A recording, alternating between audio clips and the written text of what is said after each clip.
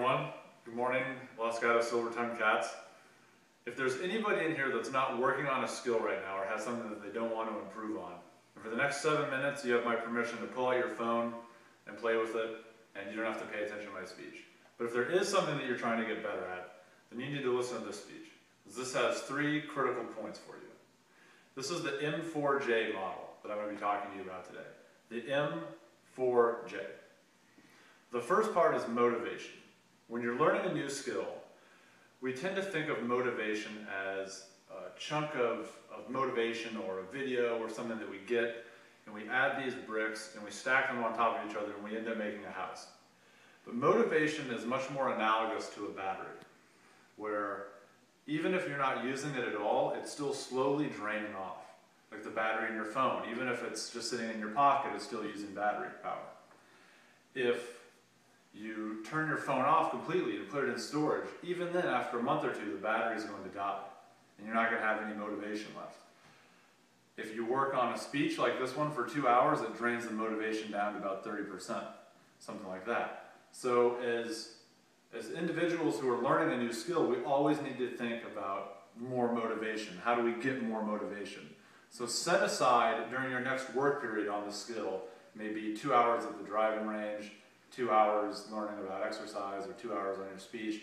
Set aside 15 minutes just to get more motivation and to get more energy for your battery so that you're adding to it instead of just subtracting.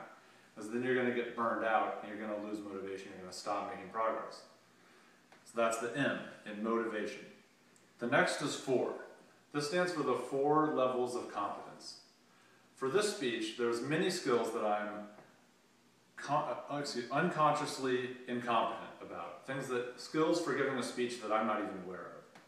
Alan Feinberg, our distinguished Toastmaster, could probably point out 30 things that I'm doing wrong or could be doing better that I'm not even aware of.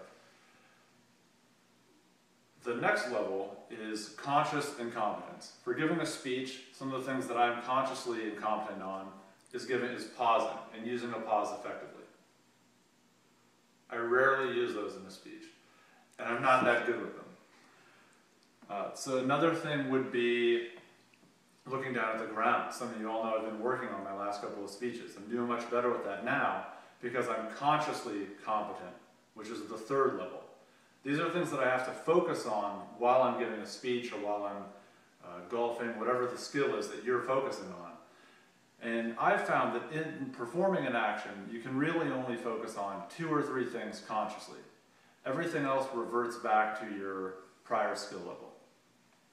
The 4th level is unconsciously competent. These are things, for this speech, this is like using the English language, walking around in the content of my speech. I don't have to think about it as I'm giving the speech. And those are the 4 levels. And think of it as a pyramid. And there's the base, which is all the skills that I'm not aware of.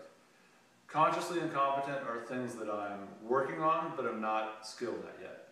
Conscious competence are the 2 or 3 skills that I'm working on for any given speech to improve at, and then unconsciously competent are the skills that I've mastered and that I don't have to think about. That's the 4 in M4J. The last thing is journaling. Now journaling is the most critical skill. This is a notebook that I've been using for golf, and golf is a hobby, so I write down what happened, everything about it. So given this speech, I'm using my physical body, I'm speaking, and I'm using my short-term memory. That's about 30% of my brain. When you write and you journal, you're using the writing portion of your brain and you're accessing long-term memory. That adds about another 15% of your brain to the overall skill learning process. It's the most critical part of the M4J model. And if you only do one of these, stick with journaling.